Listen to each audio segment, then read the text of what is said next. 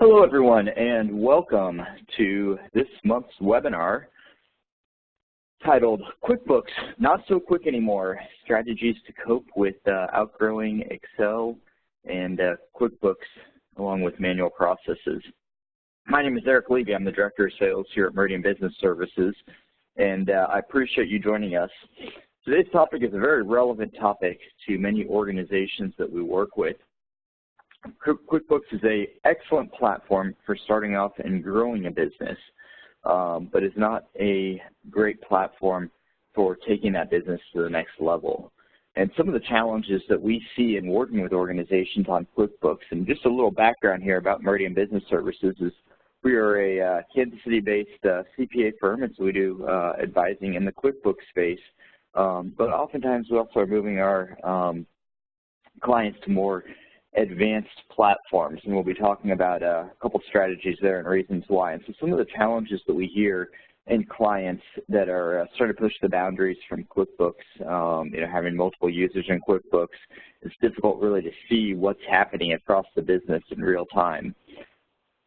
The second area that we hear from a lot of clients that are running QuickBooks is that there are too many manual processes for entering and reconciling data across a variety of different systems. So if you're used to having to export data from one system and import it into another, or maybe just export it and analyze it in Excel, that's where we see a lot of challenges. So following up to that same topic is that more accounting is being done outside QuickBooks than in it. I work with a lot of organizations, and oftentimes we start diving into the business processes and what's really running the organization, and it's spread across 5, 10, 15, I've seen even 50 different spreadsheets that an organization is using, from everything from project management to managing fixed assets to managing work orders to managing accruals, work in process, a variety of different areas.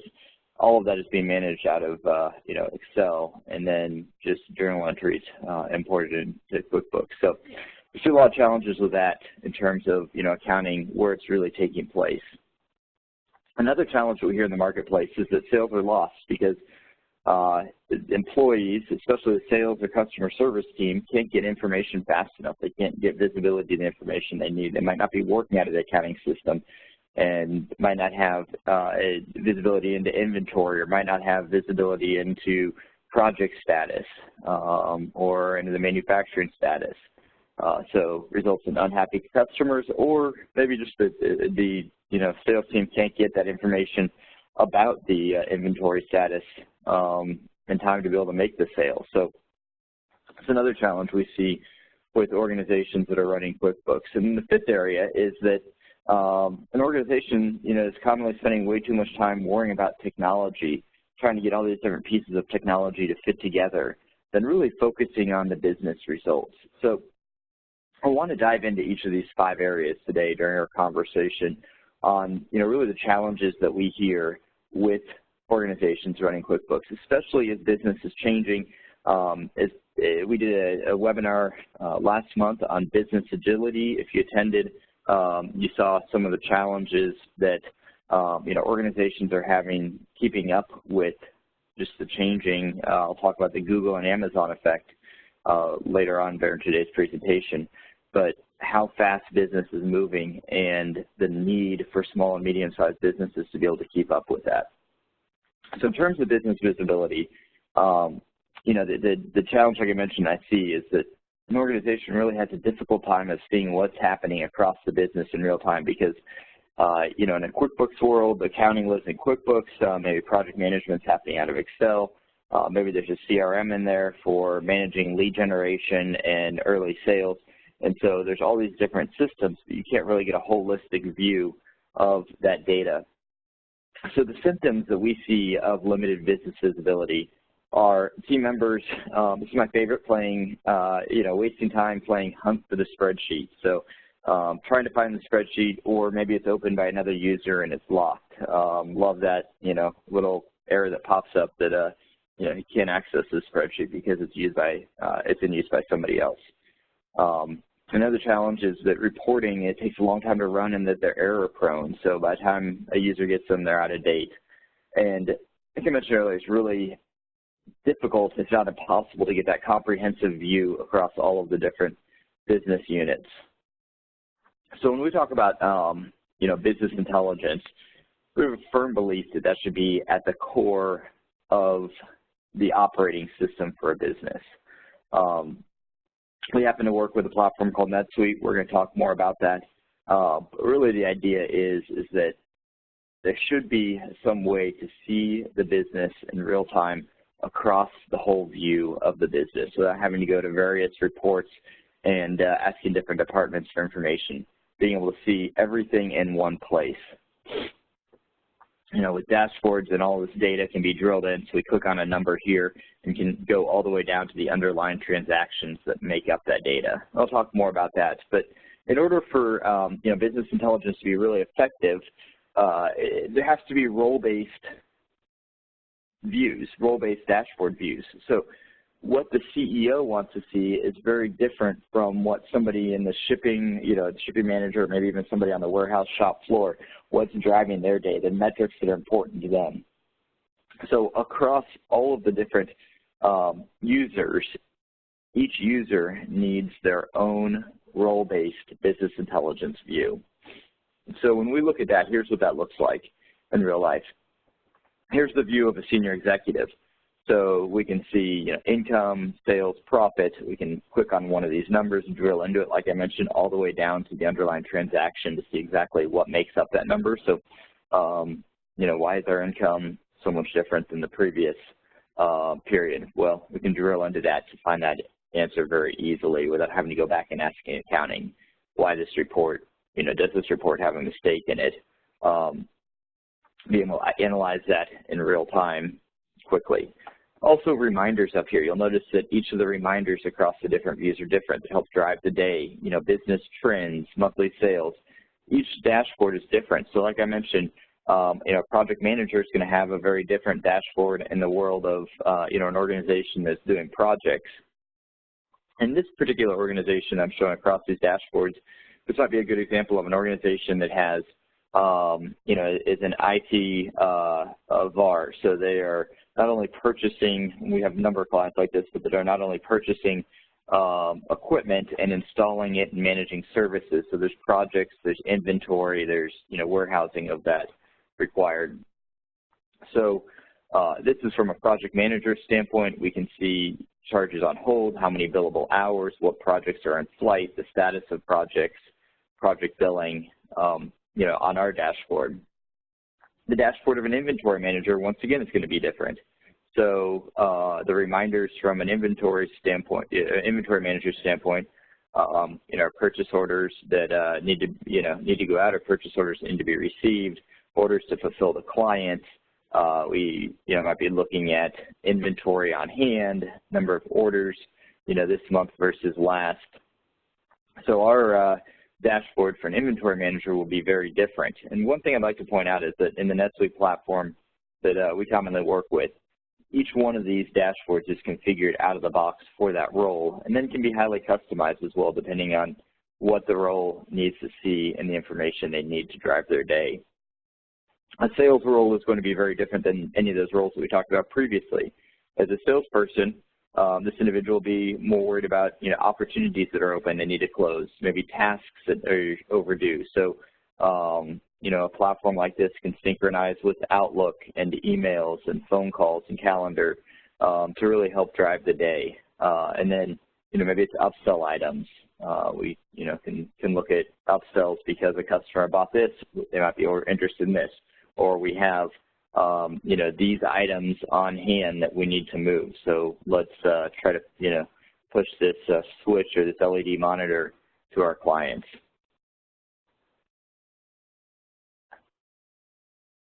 So I talked a little about this earlier. I just really want to make sure it hits home, is that any data on the dashboard can be drilled down. And this is a really important point in a business intelligence tool, that you have drill down capabilities. So being able to click right from the dashboard here to on this number and drill down to the underlying data that makes up that number. So by clicking on that, we can look at the income statement, and I have this split quarter by quarter, a variety of different ways to, to look at this.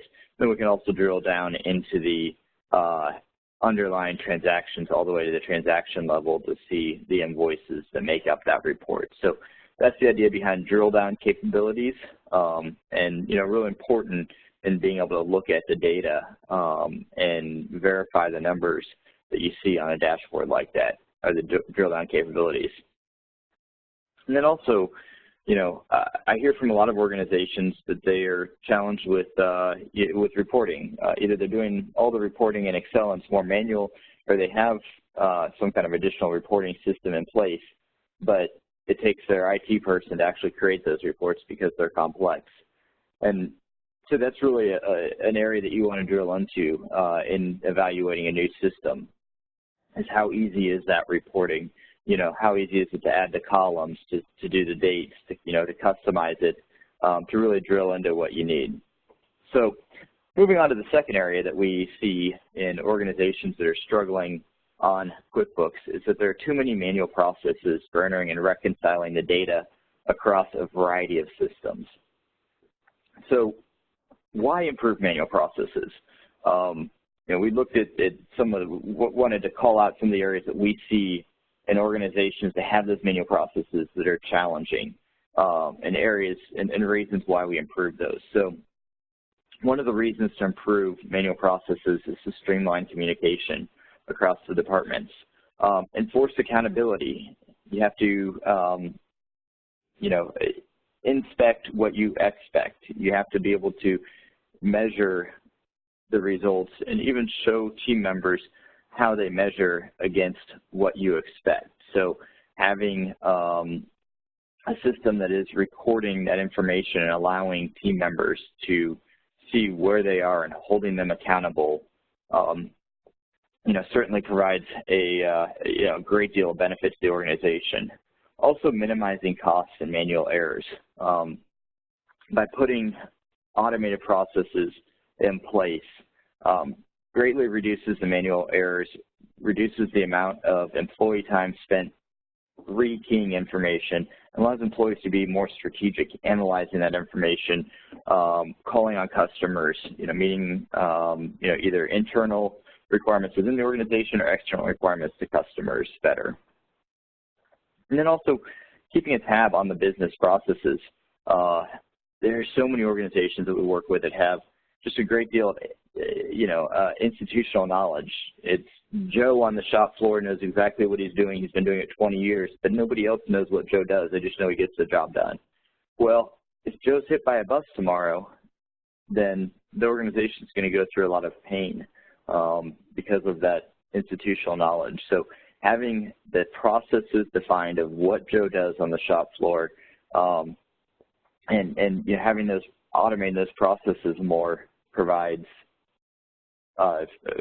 reassurance to the organization, in case a key employee does leave or has some kind of a medical issue.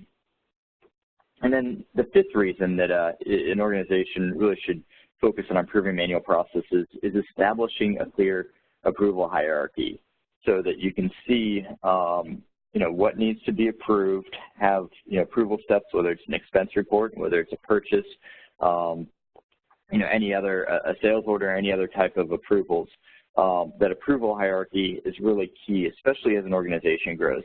An organization of 10 employees might be able to have manual processes and doesn't require an approval hierarchy. But as that organization grows, having that approval hierarchy in place will support that growth. So here are just a couple of several workflows that we see, in systems that improve manual processes. So one of those is a purchase order approval, invoice approval, sales order approval.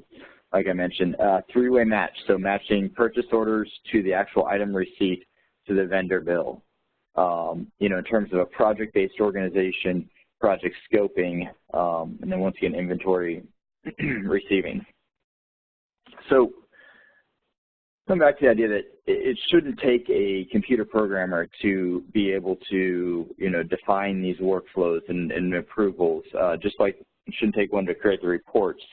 A modern system should have the ability for workflow creation with drag drop. You might be familiar with a Visio-like diagram here, and creating those workflows. So this is a very basic, workflow, purchase order approval workflow, with a rejection status and some back and forth until it's approved or, this purchase does not move forward.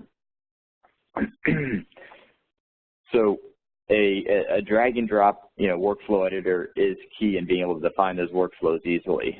And then another area that I'd like to talk about is really driving the organization's day, each member of the organization driving their day based on reminders, based on task lists of what they need to do. So in a platform like NetSuite, each user has a set of reminders. So purchase orders pending supervisor approval, orders to receive in the case of the warehouse manager, return authorizations to receive. From a sales operations standpoint, about the opportunities to close, sales orders to approve, project manager, has several that are related to the actual projects, the time to approve, purchase orders, pending supervisor approval if there's inventory associated with the project. And then a senior executive, maybe they approve sales orders, over $10,000, or bookings with less than 15% gross profit. So each person in the organization has a clear set of objectives and reminders to drive their day and drive efficiency through the organization. And there can also be handoffs from one to the next, in that manner as well. So I love this quote from Doug Haar. He's the CIO of Splunk. And Splunk is a growing global company. They were, they really like the fact that they're running one application. So it allowed their users to spend time drilling into and analyzing the data instead of copying and combining data and trying to analyze it from a variety of different systems. So I think this really hits home the benefit of having all of the data in one system instead of having QuickBooks over here, with one set of data, and Excel with another set of data, and maybe Salesforce with another set of data. Excuse me. So moving on to the third challenge that we see in organizations running QuickBooks is that more accounting is done outside of QuickBooks than in it. I've touched on this a couple times, but it comes back to, I commonly see an organization doing a lot of work in Excel. Maybe it's another system for fixed asset management. Maybe it's another system for, payroll. Or in the case of, a company that has a e-commerce site, which, we are seeing more and more companies that would have never imagined, doing e-commerce, and not traditional, a product-based e-commerce sales, but maybe service-based e-commerce sales. And it can be challenging to set up, a separate e-commerce system from the underlying accounting system. So synchronizing the pricing, making sure the prices on the e-commerce are the same. Or it's difficult in a lot of cases to add new sales channels like e-commerce or new products because you have to add it in multiple systems. So I commonly see, a company running QuickBooks for accounting and Salesforce for CRM and Magento or another e-commerce system for e-commerce. And oftentimes that data has to be entered across all three systems, which makes it difficult to adapt in changing business conditions. The idea behind NetSuite that we've been talking about here is that it handles all of that business functionality. It really is a single operating system for the organization. So, standalone financial systems like QuickBooks are designed to automate a limited set of core functions. And then you have to have all these different systems, whether they're bolted on or have data exchanged from import and export or extracts. It's challenging to manage all that data across the different systems. And so as an organization grows, those processes might work fine, like I said, for under 10 employees, but under 20 employees. But as an organization grows, companies have to adapt their processes to fit the application. in that case, because those applications are rather rigid and, there's multiple ones. So the company has to adapt their processes rather than having a system that is scalable and will help accommodate the growth. So it's a big part of what we're talking about today, with the NetSuite platform, is that it's scalable and will help accommodate growth by having one system that contains all the data across the variety of different departments in an organization. Another area that we're seeing more and more, and it's becoming challenging even for small and mid-sized businesses, and certainly for large organizations, is the regulatory environment that we live in. So the need for audit trails, deeper financial controls, tax laws, and compliance. So managing the day-to-day operations with regulatory compliance can become a big challenge for an organization, especially a small organization. Another area that we're looking at is, we're seeing more and more, is that the contingent workforce. So using more 1099 employees or outside, workers. So having to track all of that in the system. And that's another area where, NetSuite excels. So in addition to some of the other areas we've talked about, like, project management or professional services automation, e-commerce and CRM and ERP and financials, there's also an HR component as well that combines all of the HR data. And so with this contingent workforce, as the data flows into these other areas from that workforce, it's really helpful to have everything in one system. So the fourth area that I want to touch about during today's conversation is allowing the sales team to have access to information. So making sure that sales aren't lost. And that the sales team has access to immediate information as needed. So a lot of times we see that when a sales team doesn't have, or customer service team doesn't have that access information, that it fails, or like a customer isn't happy. A great example of this is I had to call the cable company yesterday to get it fixed in my house. And, you call up, enter your information once on the phone. They, then you talk to somebody, they want your information again, and they hand you off to a different department where they want your information again, because each department has their own system. So having all of that data that everybody is working off of in one place is key. You're able to see, everybody's able to see where, in the case of an inventory company, where stock levels are. And, in the case of a modern platform, you can see, where stock levels need to be and improve demand planning, so that, the challenge with, previous systems where stock levels are never where the customers want them, that challenge is resolved. In previous systems as well, we see customers and vendors don't necessarily have access to self-service information on your website or through a portal. So this comes back to the idea that, really in today's world, almost every company is an e-commerce company, whether it's being able to put invoices and statements online and allow customers to go in and view them and pay them, allow customers to see information, project status information, being able to invite them into the projects to see where the project is.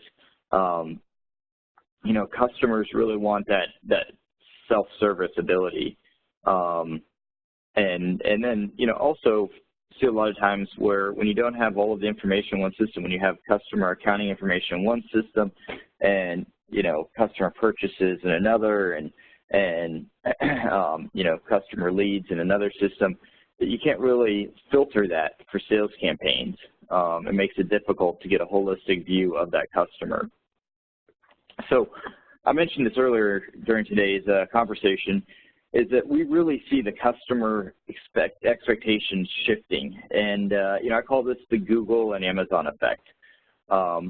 Customers are expecting world-class customer experience, both from traditional and digital companies of all sizes. And this isn't just, you might think of Google and Amazon as being, B2C, consumer-oriented sites. This is also leading into, we're starting to see this shift take place in B2B. So service companies and companies that, you know, sell wholesale to other companies. And Amazon has set a much higher bar, you know, for inventory availability. Customers expect real-time stock levels, you know, confirmed delivery schedules, Amazon 2-day and Amazon Prime. You know, now that you can order something, or even same day in a lot of markets, order something and that can be delivered today, and you can know when it's going to be delivered and see that it was delivered. And then also the ability for, you know, in the case of an e-commerce site, for a customer to purchase something online and then maybe call into the call center a couple minutes after and, you know, add an extra line or make a change to that order. So customers have these, you know, very high level of expectations from providers. And when customers' expectations aren't met, when an organization makes it too difficult on the customer, a customer can quickly Google a new, you know, company and find a new business. So that's why we call it the Amazon and Google effect. Amazon has set the bar extremely high for customer service and customer expectations, and if that's not met, then likely somebody, you know, will Google a new organization to replace their current provider. So, touched on this earlier in the example of the cable company, but I just wanted to drill into this in a little more detail, is that customers don't live across multiple systems, so why should the customer data? You know, interactions with customers oftentimes take place, depending on the department, in a different system. So once again, if it's the accounting department, any interaction with that customer would be out of QuickBooks. If it's the sales department, you know, any interaction might be out of a CRM like, you know, Salesforce or HubSpot or Pipedrive. And if it's out of, you know, the fulfillment, it might be out of a warehouse management system, or customer service might have a different system as well. So the idea behind NetSuite and the work that we do is bringing all of the data, you know, whether it's a organization that has heavy inventory and all their, you know, inventory data like the item master and the order master, you know, with the customer master into one system to tie together the front office and the back office. Now, the same thing can be applied, though, to a services company as well. So here we're talking about, you know, the project management side of the business. So project management and resource planning as well can be tied together with the customer and the accounting system, all in accounting all in one system. So the fifth area that we commonly see with challenges with the legacy model of, you know, QuickBooks and outgrowing that is that an organization spends too much time worrying about the technology instead of really focusing on the business results. So, you know, oftentimes, you know, I'll see companies running QuickBooks and they say, oh, there's just this easy adapter and we'll just connect, you know, our CRM to QuickBooks in just a couple of clicks. In reality, though, it never is as easy as it seems, and the data never is quite right, has been my experience. Those adapters never, you know, really flow data between the two quite like they should. They're, you know, clunky and they have challenges. Or if an organization hasn't gone down that route, then they're just manually re-entering information or maybe exporting and importing. So we really end up seeing, you know, the hairball, we call it the hairball effect. You know, in this world of unintegrated systems, you know, you have one system for warehousing and another for GP, you know, for Great Plains for accounting, and another one for Salesforce automation or CRM management, another one for e-commerce, and a lot of data ends up living in Excel as well. So each one of these red lines represents an integration point. It becomes really challenging to manage those integration points, because when one system is upgraded, it can have an effect on all of these other ones as well. And so what ends up happening is an organization doesn't want to touch any of the systems. It becomes really version locked until they're running software that's 5, 10 years old because they don't want to upgrade anything because it might impact something else. So that's what we see as well as another challenge with unintegrated, you know, without one system holding all of that information and being the single source of data for the organization. So when we talk about, agility and process change, it's really an interesting time for small and medium-sized businesses because Gartner, a third-party analyst firm, calls this the nexus of forces, the combination of cloud, data, social, and mobile, all of this coming together. And it gives small and mid-sized businesses a huge opportunity and chance to invest and create powerful technology that can be implemented at a fraction of the time of previous software, and really quite making small and mid-sized businesses much more agile and competitive than larger organizations. So an organization doesn't have to be, the next disruptor in their industry either. I want to point that out. They just have to operate efficiently and, utilizing modern technology, create a competitive advantage. They don't have to recreate a whole new process or way of doing things. Just implementing the right technology, knowing how to capitalize on the available technology and willingness to try it is critical, was quoted from this Gartner report. And I'm happy if you send me an email after today, I'm happy to send a copy of that report as well. But the idea is that technology, when used properly, allows small businesses to build a customer experience and business agility that is really difficult for those larger companies to replicate. And that's a huge advantage to small and mid-sized companies in today's world. So driving success in today's business climate is extremely important. And these are 4 areas that we commonly focus on driving success. Timely information and insight. So improving the business performance in the organization with real-time metrics and those role-based dashboards we talked about. Reporting with accuracy, being able to provide information and insights within the organization, allowing the drill down to understand what's really impacting the details. Defining business processes and setting up that business discipline is key. So utilizing the software that conforms to your business processes, especially with graphical or no-code workflow tools like we showed. And this is really what we see as, as a huge key and incorporates all of today's conversation, is a central source for the truth. So when you have all of your data in one system, your sales, your accounting, inventory, manufacturing, shipping, project management, e-commerce, et cetera, you're able to unlock that data and see insights in that data like never before. And Glassdoor is a common review website for job seekers. And this is what William Herrick, the VP of Finance, had to say. They, really wanted to invest in streamlining operations and growing the business. They didn't want to put money into expanding the IT infrastructure.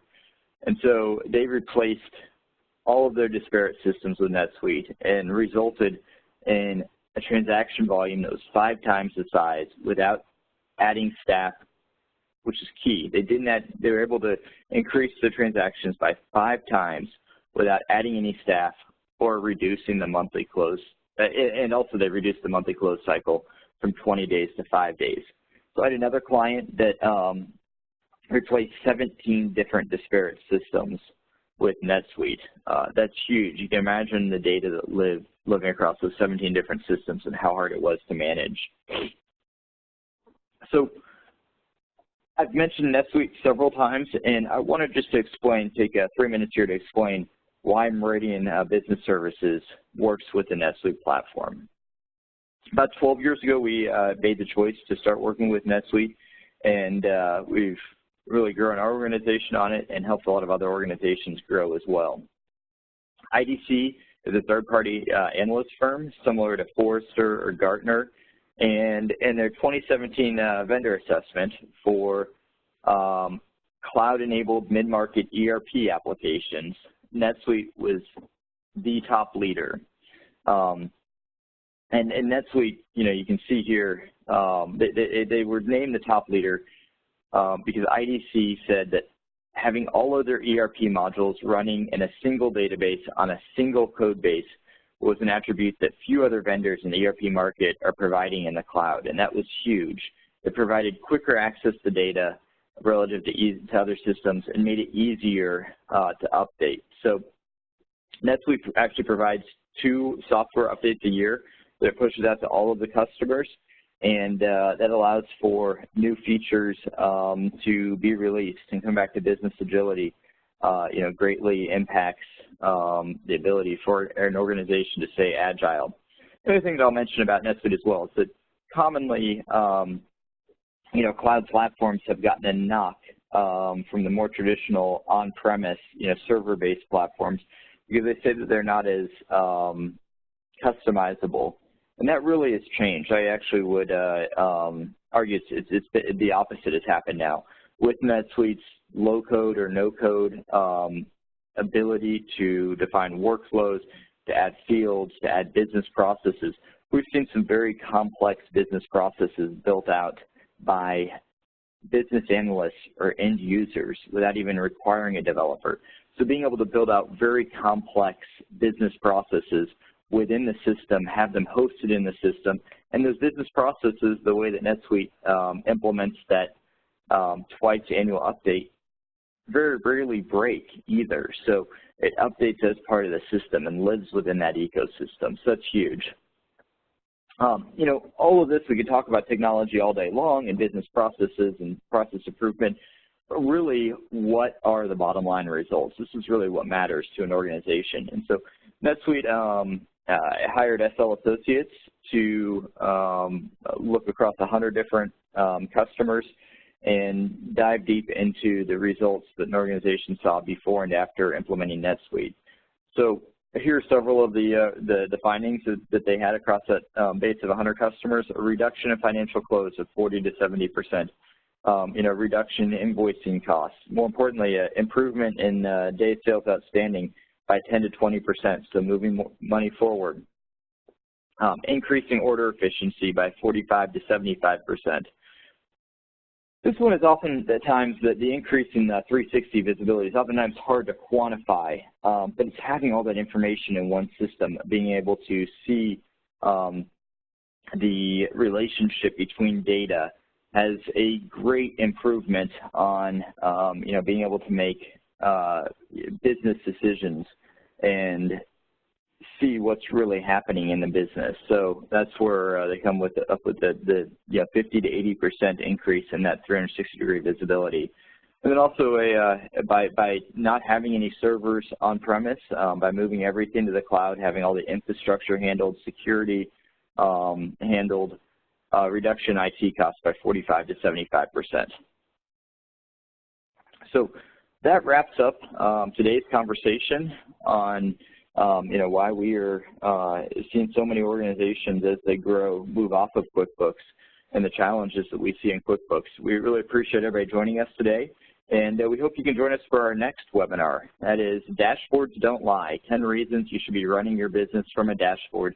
Take place on June 5th at 11 a.m. Central Time, and we will certainly make sure that you receive a email about that as well. So once again, thank you for joining us, and hope you have a great rest of your day.